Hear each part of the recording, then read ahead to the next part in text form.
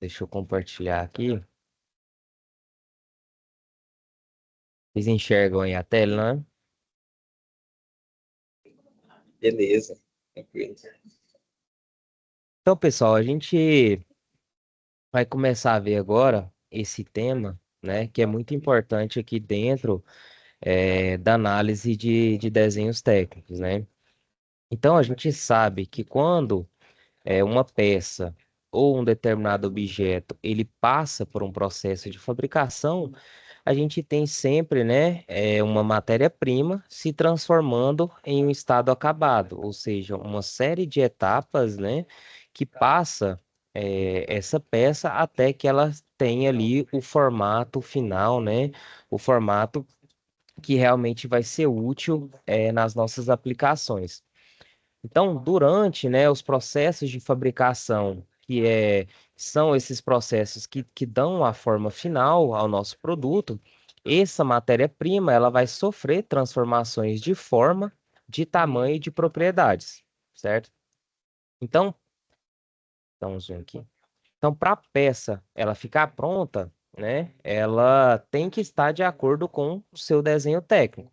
Então a gente viu que o desenho técnico ele tem informações sobre as características geométricas e dimensionais da peça, ou seja, ele dá para a gente, né, a noção de forma e tamanho dessa peça. Então a gente viu, né, que a gente vai ver melhor na próxima aula, mas vocês têm uma noção de que a gente não consegue fabricar uma peça com as medidas exatas, né, que tem ali no desenho técnico, ou seja, todas as medidas de uma determinada peça, elas não saem exatamente, né, em todas as suas dimensões com aquele valor nominal. Então, por isso que a gente tem, né, alguns erros aceitáveis durante esse processo de fabricação, que são chamados de tolerâncias, certo? Então, essas tolerâncias, né, também, elas têm que ter alguns limites estabelecidos que sejam aceitáveis para não comprometer a montagem da nossa peça. E essas informações, né, todas essas informações, tanto de forma, de dimensão, vem escrito no nosso desenho técnico.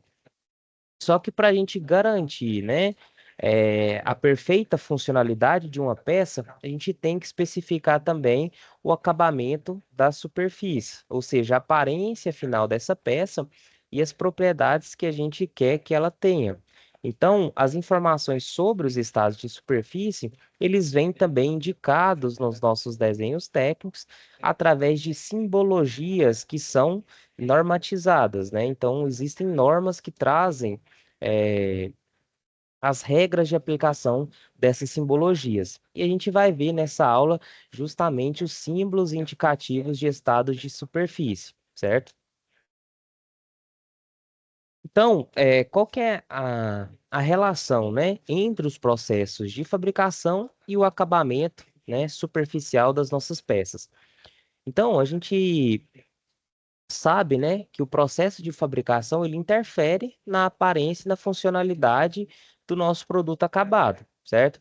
Existem vários processos de fabricação dessas peças. Então, mais para frente, vocês vão ver esses processos, né, mais detalhados e vão ver as diferenças entre cada um desses tipos de processo. Mas, basicamente, né, a gente tem os processos de fabricação. Deixa eu escrever aqui os processos.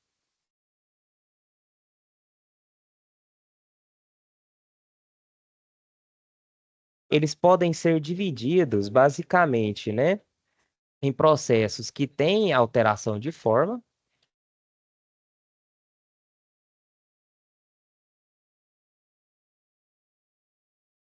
e que não têm, né, essa alteração de forma.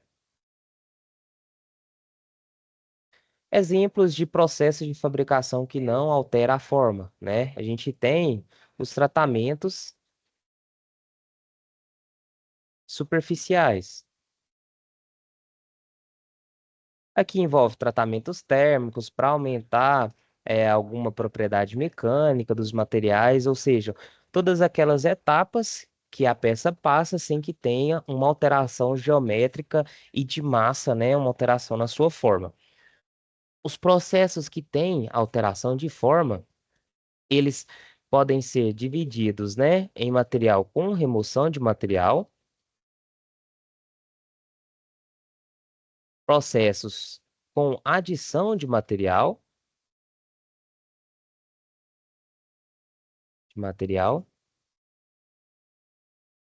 e processos, né, sem a remoção de material. Então, os processos de fabricação com remoção de material são basicamente os processos de usinagem, onde a gente retira material da matéria-prima, né, da peça bruta ali, para ela chegar no formato final. E dentro desses processos, né, esse material removido, ele é chamado de cavaco, certo? E a gente tem vários subprocessos de usinagem. Então, quando eu tenho remoção de material, a gente tem processos de usinagem. E aí, dependendo, da relação, né, da dinâmica ali entre ferramenta e máquina e objeto, né, vai determinar os subtipos dos processos de usinagem, que pode ser torneamento, fresagem, né, retificação. Então, tem vários tipos de processos de usinagem. Os materiais com adição de material, ele vem muito ali, né, nos processos de soldagem, certo? No processo de solda, né, onde a gente tem a adição ali de material através dos processos de solda, certo? Então, eu tenho, né, o nosso metal de base e os nossos metais de adição. Então, eu uno, né, duas superfícies através da adição desses materiais, certo? E os processos sem remoção de material são os processos, né, em que eu aplico ali energia mecânica, certo? E faço essa matéria-prima mudar de forma. Então, basicamente, são os processos de conformação. Então, todos esses processos de fabricação, né, eles interagem ali com a aparência superficial da nossa peça, certo? Então, a gente vai, né, ver melhor aqui como que os processos de usinagem e os processos de fundição são processos que determinam, né, diferentes graus de acabamento das nossas superfícies. Então, o mesmo grau de acabamento, ele pode ser obtido, né, por diversos processos de trabalho. Então, da mesma forma, o mesmo processo de trabalho também pode, né, levar a peça a atingir, né, diversos graus de acabamento. E aí a gente tem que ter em mente o seguinte: quanto melhor o acabamento superficial que eu dou para minha peça, maior vai ser o custo de execução dessa peça. Ou seja, maior vai ser o custo agregado naquela peça. Por quê? Porque eu vou precisar, né, de ferramentas de medição mais precisas, vou precisar de ferramentas de corte, né, mais precisas. Então, eu vou ter que ter um controle, dimensionar um controle desse processo muito mais robusto, né, do que quando eu tenho peças que não exigem, um bom acabamento superficial. Então, para a gente não onerar o custo de fabricação, as peças, né, elas têm que apresentar um grau de acabamento que seja adequado à sua função, certo? E como que eu escolho qual o processo, né, de fabricação que eu vou utilizar na minha peça? Então, para fazer essa escolha, a gente tem que levar em conta a forma, né, do nosso produto final. Então, por exemplo, se eu precisar fabricar um eixo, né, que é uma peça com formato cilíndrico. Então eu vou usar um processo de usinagem que gere superfícies cilíndricas, né, no caso, o nosso torneamento. Então eu vou pegar um tarugo, né, de metal ali, vou colocar em um torno mecânico, vou removendo o material até que esse eixo, né, ele tenha a forma e a dimensão desejada, certo? Eu tenho que levar em consideração a função dessa peça, né? Onde que ela vai ser aplicada. certo? A natureza da superfície e o tipo de material também são muito importantes, né? Então, se eu tenho materiais com uma dureza muito alta, eu preciso levar em consideração processos de fabricação, processos de usinagem que tenha força, né, suficiente para remover o material daquela peça, certo? Então, a gente vai, né, durante essa aula, ver como que é feita a indicação dos processos de fabricação dentro dos desenhos técnicos, né? Então, a gente vai ver como que eu indico que eu quero que aquela peça, né, que aquela superfície, seja feita através de um determinado processo de fabricação. Então, isso também é indicado nos nossos desenhos técnicos, certo? Então, se a gente olhar nessa figura aqui abaixo, né, que é realmente um pedaço de um pino aqui, ou pode ser um eixo em detalhe, a gente vai ver, né, esse perfil geométrico desse eixo, e à direita aqui a gente tem um detalhe ampliado da superfície desse eixo, certo? Ou seja, então eu dei um zoom aqui, né? Realmente eu dei um zoom aqui para representar os detalhes, né, da superfície desse eixo. Então, quando a gente amplia, né? Quanto mais a gente amplia, mais a gente chega perto da superfície de uma determinada peça, mais a gente vai ver que essa superfície tem irregularidades na sua forma, certo? Então, na fabricação das peças, as superfícies, né, elas estão sujeitas a erros, né, ali do nosso processo de fabricação, erros de forma e de posição. E isso vai determinar, né, as nossas tolerâncias geométricas. Então, esses erros de tolerâncias geométricas, né, ou tolerâncias dimensionais, eles são grandezas macroscópicas, né? Então a gente realmente tem uma noção macroscópica desses erros. Então, as tolerâncias geométricas, elas vêm, né, para que esses erros não prejudiquem o funcionamento da nossa peça, ou seja, principalmente na montagem, né? Quando eu tenho peças que trabalham ali juntas, né, em um processo de montagem. Só que mesmo, né, superfícies dentro dos padrões de tolerância geométrica, elas apresentam irregularidades microscópicas, né? Então, assim, grandezas que não são vistas a olho nu.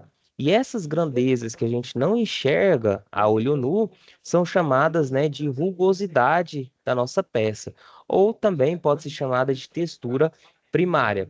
E o que que seria essas rugosidades? Elas são essas marcas, né? Ou sulcos que a gente fala. Então, são marcas ou sulcos é, deixados ali pela ferramenta utilizada no nosso processo de fabricação. E essas irregularidades constituem as nossas, né, rugosidades, que são essas saliências, né, essas partes mais elevadas aqui, certo? Então, as nossas saliências e as nossas reentrâncias, que são essas partes aqui dos vales, né? Então, os picos, a gente fala que são as saliências, né? E os vales são as nossas reentrâncias. Então, sempre quando a gente vê, né? Quanto mais a gente amplia a superfície da nossa peça, mais a gente vê que as ferramentas do processo de fabricação deixam marcas, né? Nessas superfícies. E a avaliação da rugosidade, antigamente, né, ela era feita pelo sensor que tinha disponível na época, né? Então, quando não tinha uma tecnologia tão desenvolvida, essas rugosidades, elas eram sentidas, né, pelos sensores ali que eles tinham disponíveis na época, que era realmente o tato, né? Então, realmente o pessoal pegava as peças ali e através do tato e da visão, eles determinavam, né, se aquela peça ela passava ou não do processo de qualidade. Ou seja, a gente usava, né, os sensores ali do corpo humano para fazer essa avaliação de rugosidade. Então, essa comparação de tato, ela dá uma ideia, né, mas não transmite a precisão necessária quando a gente tem ali realmente montagens, né, que exigem uma precisão, né, geométrica e de forma muito alta, certo? Então, com a evolução, né, da tecnologia, passou-se a utilizar os microscópios para fazer essa avaliação de rugosidade, certo? Então aqui a gente tem uma figura, né, mostrando essa ampliação de um microscópio realmente de uma região, né, de uma peça. Então a gente nota aqui, né, os grãos dessa peça, então eles são realmente marcados aqui, e a gente vê aqui, né, realmente essas marcas, esses sulcos deixados aqui pelas nossas ferramentas, certo? Então, o microscópico, ele tinha também, né, ele tem também as suas limitações. Ele permite a gente ter uma noção da largura, do espaçamento, dessas saliências e das reentrâncias, mas ela não nos dá informações sobre as alturas, né, dessas saliências e das profundidades das reentrâncias. Então, com a evolução, né, cada vez mais ali do processo de eletrônica, a gente tem hoje em dia equipamentos que são específicos para medição de rugosidade, né, das superfícies. Então, esses aparelhos, por meio de uma pequena agulha, certo? Então, por meio de uma pequena agulha, eles percorrem, né, as amostras de um determinado comprimento e, através desse percurso das agulhas aqui, a gente consegue obter informações numéricas e gráficas do formato, né, dessa superfície. Então, esse rugosímetro, né, como eu estou mostrando aqui, ele permite a gente avaliar com precisão se a peça apresenta um estado de superfície adequado para o seu funcionamento, certo? Então, eles são importantes justamente por isso. Eles vão dizer se o estado daquela superfície passa ou não passa no nosso processo de qualidade, certo? Então, até 1984, né, a gente viu ali, né, que esses processos de indicação de qualidade superficial, ele é normatizado, certo? Então, tem norma que rege como a gente aplica os símbolos, né, e como que a gente indica as rugosidades nos nossos desenhos técnicos. E até 1984, existia uma NBR, que era 6402, que indicava o acabamento superficial através de uma simbologia, certo? Ou seja, então a gente tem aqui, né, realmente esses símbolos que eram utilizados. Só que esses símbolos eles nos davam, né, informações apenas qualitativas, ou seja, apenas informações, né, realmente ali visuais ou de acabamento, não davam o valor, né, das distâncias ali das nossas reentrâncias e das nossas saliências. E essa simbologia, né, ela passou, né, a ser ultrapassada, ela caiu em desuso e ela não é mais utilizada nos nossos desenhos mecânicos, certo? Então a gente estuda elas aqui realmente para ter uma noção da evolução dessas simbologias, certo? E também, se vocês pegarem algum desenho mecânico antigo, né, vocês podem ver ainda essas simbologias sendo utilizadas, certo? Então, por exemplo, se eu utilizasse um triângulo, né, dessa forma aqui, indicava que a superfície ela deveria ser desbastada. Ou seja, esse termo, né, desbastada, ele indica a primeira etapa do processo de usinagem.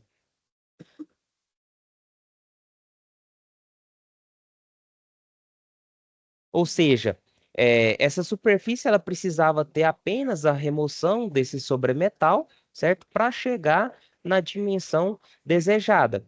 E as estrias que essa ferramenta deixava, ela poderia ser percebida tanto pelo tato ou pela visão. Ou seja, eu me apegava mais às dimensões, né? E à forma dessa peça do que realmente ao acabamento superficial dessa peça.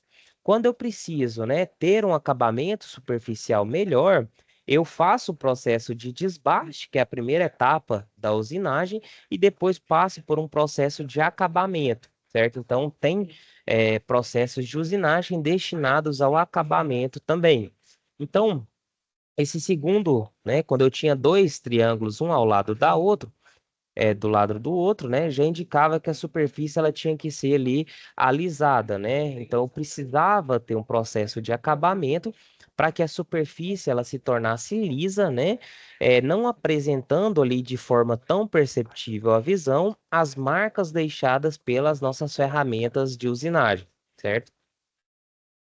E atualmente, a avaliação da rugosidade no Brasil, ele baseia-se, né, em duas normas, que é a 6405 de 1988 e a 8404 que é de 1984, né, que tratam já a rugosidade, né, tira aquele olhar qualitativo e passa a dar uma visão quantitativa das nossas rugosidades, permitindo que a gente possa medir realmente o valor ali dessas rugosidades. Então a gente vai ter só uma noção aqui de como que é o processo de medição, né? Então, ela adota essas duas normas, né, a 6405 e a 8404, ela adota um sistema de linha média para avaliação da rugosidade, certo? Então, a gente pega, né, um determinado comprimento de medição da peça, certo? Traça, né, uma linha média aqui, de acordo com o contorno da superfície, e essa linha, ela é tal que a soma, né, das áreas acima da linha média, A1 mais A2, seja igual às áreas, né, que estão abaixo da nossa curva, A3 mais A4, certo? Então, aqui a gente viu A1 e A2, né? Elas representam essas saliências, ou seja, a parte realmente saltada, né? Que é acima da linha média, e a área 3 e a área 4 são as linhas de reentrância dessa superfície. E a linha, né, a nossa rugosidade, ela é avaliada conforme, né, em relação a essa linha aqui, que é chamada de linha P, né? Então, pode ver o indicativo aqui. E ela tem um comprimento, né, que é um comprimento de medição, que aqui foi chamado de comprimento C, e representando um perfil real ali da nossa superfície analisada. Através desses parâmetros, né, a gente define a rugosidade, né, média da superfície através de desvios aritméticos, né? Então, existe uma sequência, de operações matemáticas que nos dá, né, os desvios aritméticos da nossa rugosidade. E esses desvios, né, é, esses desvios das saliências e das reentrâncias nos dão esse parâmetro de RA, né, que é o desvio aritmético expresso em microns, né, em micrometros. Então, esse desvio aritmético que é ali que nos dá uma ideia quantitativa da nossa rugosidade. Certo? Então, ele é um valor médio ali, né, das minhas alturas, das reentrâncias, certo? E das saliências. É como se fosse um valor médio ali, né, de toda aquela irregularidade da nossa superfície. E aí, essa norma, né, a 8404, ela define 12 classes de rugosidade e correspondem, né, a determinados desvios aritméticos expressos em microns. Ou seja, de acordo com o nosso desvio médio, né, da nossa rugosidade, a gente tem uma classe de rugosidade associada. E eu posso representar a rugosidade, o acabamento superficial da nossa peça tanto indicando o valor de RA, né, que é esse desvio médio, quanto indicando a classe correspondente de rugosidade. Então, quando vocês verem um desenho técnico, né, ele pode vir ali com a simbologia de rugosidade associado com um número, que vai ser o desvio médio, né, o RA, ou com uma classe, né, de rugosidade, um N, e de acordo com e um número em frente, que é realmente a classe de rugosidade, certo? Existe uma associação aqui entre eles, né? Então, a classe N12, por exemplo, a gente tem um desvio máximo, né? Uma rugosidade máxima de 50 micrômetros, certo? E, por exemplo, uma rugosidade aqui N6, né? Ele nos dá um valor máximo, né? De, de RA de 0,8 micrômetros, ok? Então, vamos ver se vocês entenderam aqui, né, o que eu falei agora. Então, olhando essa tabela aqui, né, então deixa eu apagar aqui. Então, olhando esta tabela, certo? Eu quero que vocês me digam qual que é o valor da rugosidade, né? O valor de RA para a classe N5.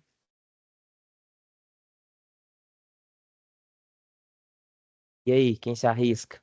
Quem está prestando atenção? Quem está comigo ainda? 0,4? Isso.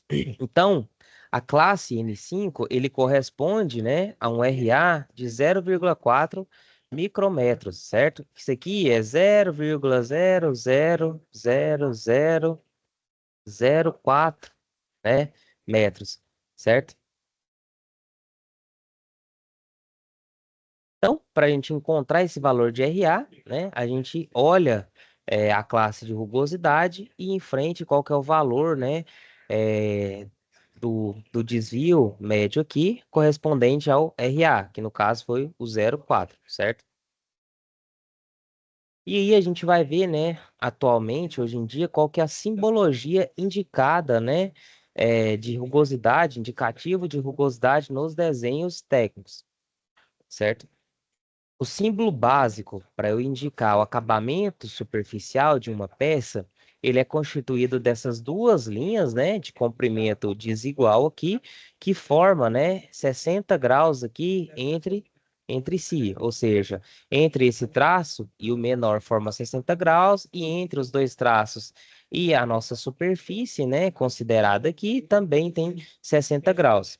Esse símbolo, de forma isolada, né, se ele vir em um desenho sem nenhuma informação complementar, ele não tem ali relevância nenhum, certo? E aí eu vou ver, né, quais são os complementos que eu dou para esse símbolo básico para que ele passe a ter sentido nos nossos desenhos técnicos, né? Então, quando num processo de fabricação eu preciso retirar material para chegar àquele acabamento superficial, esse símbolo básico ele é complementado com um traço, né? Cortando aqui, formando esse símbolo básico, indicando para a gente que para eu chegar naquele acabamento superficial, eu preciso ter um processo de fabricação que retire material daquela superfície, certo? E a remoção, né? Quando eu falo em remoção de material, são processos de fabricação de usinagem, né? Que envolvem corte, né? Ou seja, que envolvem cisalhamento daquele nosso material, certo? Que, por exemplo, pode ser o torneamento, né? A fresagem, perfuração, entre outros. Então, torneamento, fresagem, perfuração, né? São exemplos de processos de usinagem, certo? Quando eu não quero que a minha superfície tenha essa remoção de material, ou seja, se eu tenho, né, processos anteriores a determinado processo de fabricação, ou que essa peça vai passar por outros processos de fabricação depois, e eu não quero que determinada superfície dessa peça tenha remoção de material, eu pego o meu símbolo básico e complemento ele com esse círculo, né, formando esse símbolo indicado aqui. Então, quando vocês verem esse símbolo em uma determinada superfície de referência no desenho técnico, significa que eu não quero que aquela superfície tenha uma remoção de material. Ou seja, eu quero que o acabamento dela, né, seja proveniente do processo de fabricação anterior, certo? Então, ele indica, né, que o estado da superfície ele deve permanecer inalterado, mesmo que essa superfície venha a sofrer ali novas operações, certo? E quando eu precisar indicar, né, qual é o tipo de processo de usinagem que eu quero utilizar na minha peça, né, naquela superfície, como que eu faço isso, né? Eu pego o nosso símbolo básico, certo? Então, o símbolo básico aqui, prolongo esse símbolo básico com uma linha horizontal e aí eu escrevo, né, em cima desse traço o nome do processo de fabricação que eu quero, né, para aquela superfície. Então, aqui a gente tem, né, um exemplo de remoção de material através do processo de fresamento, certo? E a gente tem também, né, agora como que a gente vai indicar o valor do RA ou o valor da classe de rugosidade dentro dos nossos símbolos, né, básicos ali. Então, a gente viu ali em cima que eu posso indicar o valor da minha rugosidade de forma numérica, né, através do valor numérico de RA ou através da nossa classe de rugosidade, certo? E como que eu faço essa indicação? Então, o valor dessa rugosidade, ele vem indicado bem em cima aqui, né? Entre as duas linhas aqui do nosso símbolo básico, certo? Com ou sem os nossos símbolos adicionais. Ou seja, eu posso complementar ainda esses símbolos aqui para trazer essa informação, né, da rugosidade, certo? Então, essas duas formas de indicar, elas são corretas, tanto com a classe de rugosidade, quanto com o valor numérico, né, do RA. E quando eu precisar, né, indicar os limites máximo e mínimo das classes de rugosidade, ou seja, qual que é o valor mínimo de rugosidade aceitável para aquela superfície e qual o valor máximo de rugosidade aceitado para aquela superfície. Esses valores eles vêm indicados, né, um sobre o outro, sendo o limite superior, né, ele vem realmente na parte de cima aqui.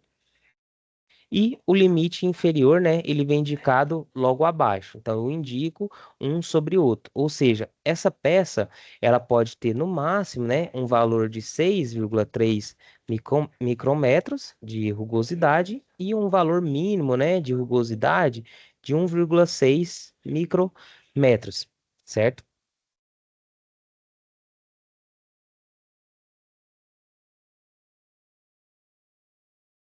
E eu posso ter também nessa simbologia a indicação, né, de uma outra característica microgeométrica, que é a direção das nossas estrias, certo? Então, eu consigo colocar essa informação junto ao nosso símbolo de rugosidade. E o que que seria essas estrias, né? Elas são ali realmente aquelas pequenas linhas, aquelas pequenas marcas que são deixadas na superfície usinada, né, da superfície usinada pela ferramenta de corte usada no processo de usinagem, certo? Então, quando eu precisar definir a direção das estrias, essa direção da estria ela deve ser indicada por um símbolo adicional do nosso símbolo básico, certo? Então, note que cada informação adicional que eu queira passar, né, referente ao acabamento superficial da minha peça, eu pego o símbolo básico e vou complementando esse símbolo básico com essas informações adicionais, certo? Então, os símbolos para a direção das estrias, ele é normatizado também pela nossa norma, né, pela nossa NBR 8404, certo? Então aqui a gente tem uma ideia de como que é indicado, né, esse processo dentro de um desenho técnico. Então note, né, eu tenho aqui uma vista isométrica da nossa peça e aqui eu tenho uma projeção, né, uma vista frontal dessa peça colado aqui, né, encostando na superfície, na face superior da nossa peça, a gente tem a simbologia, né, de rugosidade com o símbolo complementar de que eu preciso retirar material dessa peça, né? Então eu sei que essa peça, para chegar nesse formato, ele vai ter uma remoção de material, certo? Ao lado aqui eu tenho um indicativo, né, de que as estrias dessa peça, ou seja, elas têm que ser paralelas, né, à direção aqui da nossa vista, certo? Ela tem que ser paralela ao nosso plano de projeção. Então, essa peça, né, vista de cima aqui, eu tenho uma noção de que essas estrias, elas são paralelas, né, à nossa vista frontal. Ou seja, as estrias aqui, elas estão realmente alinhadas, né, horizontalmente aqui em relação a essa vista frontal, certo? Então, a simbologia, né, de indicação da direção das estrias, ela é sempre, né, indicando se aquelas estrias ali, se aquelas marcas, elas são paralelas, perpendiculares ou de determinado formato, sempre em relação à projeção da nossa vista, certo? Então, eu indico a direção da estria em relação ao plano de projeção da nossa vista, certo? Então, a gente tem um outro exemplo aqui embaixo, certo? Então, agora, note que as minhas estrias, né, elas têm que ser aqui perpendicular, formar 90 graus com o plano de projeção aqui da nossa vista frontal, certo? Então, eu indico agora, né, esse símbolo de ortogonalidade ao lado do nosso símbolo básico de rugosidade, indicando que essas estrias agora, né, estão no sentido aqui, ó, 90 graus em relação a essa face aqui da superfície, certo? Então, essas estrias, né? Então, elas, por mais que elas sejam invisíveis ao olho nu, qual que é a informação que ela traz, né? Ali, principalmente para o nosso operador, certo? Então, ela vai dizer para o operador daquela máquina, né? Do processo de fabricação, eh, qual que é a posição da superfície a ser usinada em relação à ferramenta que ele vai utilizar para usinar, certo? Então, ele vai dizer ali para o operador como que eu devo posicionar a superfície, né, em vista aqui, em relação à máquina, ferramenta do processo de fabricação, certo? Então, se eu tenho, por exemplo, um processo de fabricação que retire material nesse sentido, né, por exemplo, paralelo ao plano da peça aqui, eu tenho que posicionar essa peça de tal forma que o corte deixado por essa máquina ferramenta, né, as estrias, fique perpendicular ao plano, a essa superfície indicada aqui na vista frontal, certo? Então, a gente tem também, né, casos em que eu preciso ter as nossas estrias de forma cruzada, certo? Em duas direções ali, né, oblíquas, certo? E eu represento isso através de um X ao lado do nosso símbolo básico, certo? Então, esse símbolo aqui representado na nossa vista frontal, né, esse X representado na nossa vista frontal, indica que a superfície a ser usinada, certo? E quais as estrias, né, resultantes aqui desse processo, certo? Então, ele me indica a superfície que eu devo usinar e qual que é, né, o acabamento gerado por esse processo de usinagem. E aí a gente tem outras formas, né, de outras possibilidades de estrias deixadas pelo processo de fabricação, certo? Então, a gente tem em múltiplas direções aqui, como se fosse zigue-zagues, que ele é indicado por um M de múltiplos, né? A gente tem, quando essas estrias são em formatos concêntricos aqui, eles são indicados através do símbolo C, certo? E aí a gente tem, né, realmente uma tabela indicando, né, a direção das estrias e a forma como eu represento essas estrias dentro do nosso símbolo de rugosidade, certo?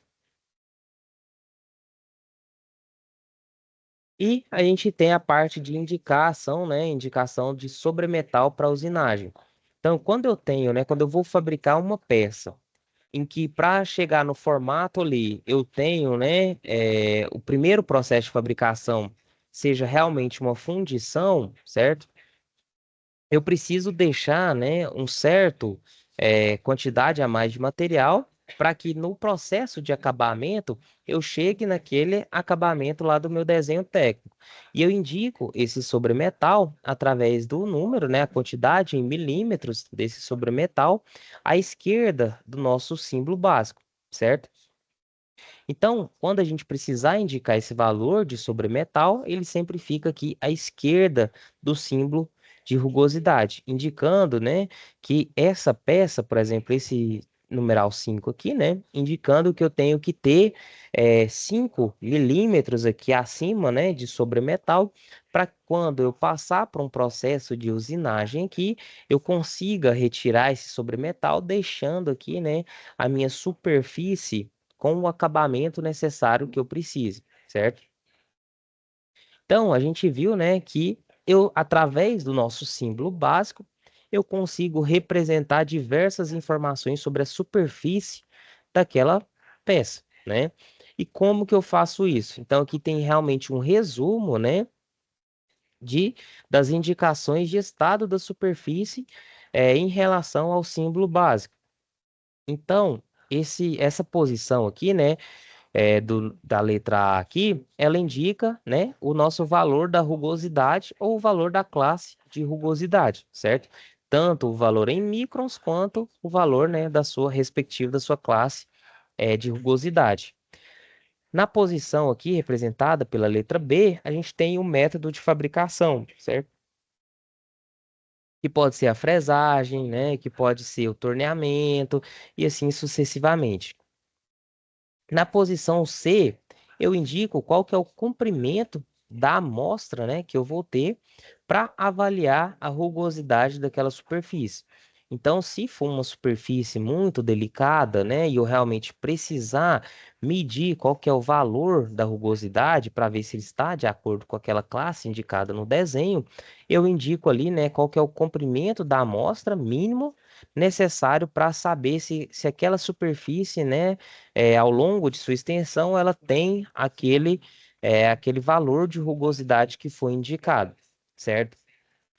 Na posição aqui, né, que a gente viu, na posição da letra D, eu indico a direção predominante das nossas estrias, certo? Se ela é paralela, se ela é perpendicular, se ela é cruzada, né, e assim sucessivamente. E na posição aqui da letra E aqui, a gente indica a quantidade de sobremetal utilizado para usinagem, certo? Então, aqui ao lado, a gente tem realmente, né, um símbolo completo indicando, né, todas as informações que a gente tem daquela superfície. Ou seja, eu tenho uma superfície que eu preciso retirar material dela por um processo de fresamento e eu quero que essa superfície ela tenha, né, uma rugosidade máxima na classe N8, certo? Para chegar nessa classe N8, eu deixo 5 milímetros de sobremetal e as estrias deixadas pelo processo de fresamento, elas têm que ser paralelo, né, a essa vista aqui. Ou seja, eu tenho que essa superfície, né, as estrias dela vão ser realmente paralelo a essa vista de projeção aqui, certo? E, e eu tenho, né, que para verificar se realmente chegou nessa classe de rugosidade N8, eu tenho que pegar um comprimento de 2,5 milímetros para passar lá no nosso rugosímetro e ver, né, se nessa extensão todos os pontos têm no máximo, né, esse valor de rugosidade, certo? Então, é essa informação que o nosso símbolo transmite, né, no nosso desenho técnico.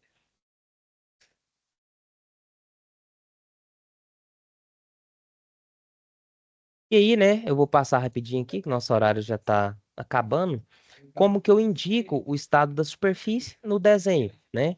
Ou seja, eu pego esses símbolos, né, e os valores, o complemento desse símbolo básico, e coloco isso no desenho técnico de uma forma que facilite, né, a nossa leitura, ou seja, que eu possa ler ele sem dificuldade, certo? Então, esse símbolo, né, ele pode ser complementado aqui, ele pode ser indicado através de linhas de indicação, né? Então, eu utilizo linhas de chamadas aqui para representar as superfícies que têm essa simbologia, certo? E toda, né, superfície, ela tem que ter realmente a sua indicação de rugosidade. Então, note, né, que cada superfície aqui eu tenho associado a ela uma classe, né, um símbolo de rugosidade. Só que quando eu tenho peças que são de revolução, né? Ou seja, que elas são formadas através, né, do processo de revolução de uma determinada superfície, eu indico, né, apenas uma única vez sobre a geratriz dessa superfície. Então, por exemplo, essa peça cilíndrica aqui, né? Toda essa superfície, eu sei que ela é obtida por um processo, né, de revolução. Ela é uma peça, de revolução. Ao invés de eu indicar nessa superfície a classe de rugosidade, nessa superfície o valor da rugosidade, eu indico na geratriz dela o valor da rugosidade, já é suficiente para eu saber que em toda a extensão dessa superfície tem que ser, né, válido aquela rugosidade, certo? Então, quando todas as superfícies da peça têm ali, né, o mesmo grau de rugosidade, eu posso indicar isso de forma simplificada, né? Então, quando eu sei que todas essas superfícies têm a mesmo estado de superfície, eu posso simplesmente, né, à direita aqui da vista da nossa peça, indicar a simbologia simplificada do estado de superfície, certo? E quando uma peça ela faz parte de um conjunto mecânico, ela recebe ali também, né, um número de referência que identifica essa peça e informa, né, a posição de montagem dela no conjunto, certo? E esse número de referência ele vem geralmente, né, à esquerda aqui do nosso estado de superfície, né, da indicação do estado de superfície. Então, o que que me informa, né, essa representação aqui? Que ela é uma peça de um conjunto mecânico, que a posição de montagem dela é a primeira, certo? E que a classe, né, que o acabamento de superfície dela, ele é usinado com uma rugosidade máxima de N8, certo? Então é dessa forma que eu indico, né, o nosso estado de superfície e eu vejo se essa peça faz parte ou não de uma montagem mecânica, certo? Então aqui a gente tem, né, um resumo dessas informações, onde eu tenho aqui um determinado eixo, né, obtido através de uma superfície de revolução, em que o estado de superfície, né, através do N9 aqui, ele é predominante, né, na maior parte dessa peça. E aí, como que eu indico isso? Eu posso colocar à direita, né, da nossa vista aqui, em corte, a classe predominante de acabamento da superfície, certo? Sempre à esquerda e entre parênteses aqui, né, as rugosidades auxiliares, né, que são dessa superfície geratriz aqui de cima e da superfície, né, geratriz aqui de dentro do nosso eixo, certo? Então hoje deu para a gente ver realmente todas essas informações de acabamento de superfície, certo? E aí, né, próxima aula a gente vai sedimentar esses conhecimentos e entrar um pouco mais ali na parte de tolerância dimensional, certo? Então é isso, pessoal. Por hoje é só. Espero vocês aí no próximo encontro, né? Qualquer dúvida, não hesite em entrar em contato. Fechou?